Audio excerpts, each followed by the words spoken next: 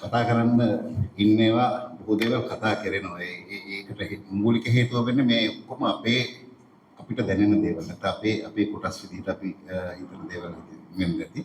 මට එකම ප්‍රශ්නේ තියෙන්නේ මේ රසික ඇයි තාත්තගේ පුතාගේ මේට වැඩි ගැටුමක් ඇති කරේ නැත්තේ කියන මේ නාට්‍ය තුනේ.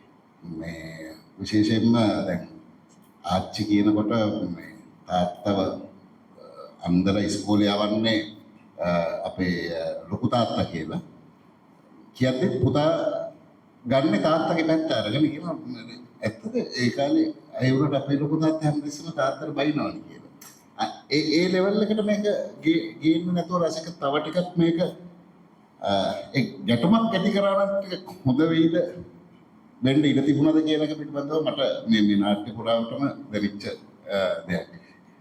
හැබැයි රොෂාන් කියන්න ඕනේ මේ වැඩේ පටන් ගන්නකොට හිමාලිව ওই චරිතර ගන්නකොට මම හිතන්නේ අවසාන දෙවෙනිමේ අවසාන කෑල්ල විතර අවසාන කොටස් කීපේ යන්නේ අපිට හිතුවේ ඇත්තටම වැඩේ ඇනේ කියලා.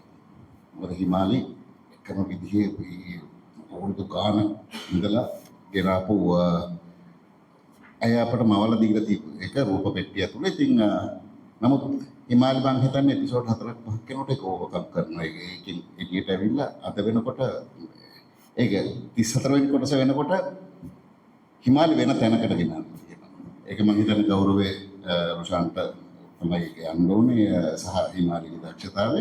නමුත් ඇය පරිචයක් තියෙන නිලියක් හැටියට අපට දැනෙන්න පටන් ගන්නවා මේ නාට්‍ය තුනේ. සහ මේ බේබදුකමත් එක්ක වෙන තව එක හොඳ වැඩක් මේ නාට්‍ය තුල පෙන්නනවා. ඒ තමයි මේ හැම ගෙදරම තියෙන නැන්දම්මගේ ලීලිගේ ගෝරිය මේකෙදි නෑ. මේක හරි අඩුයි.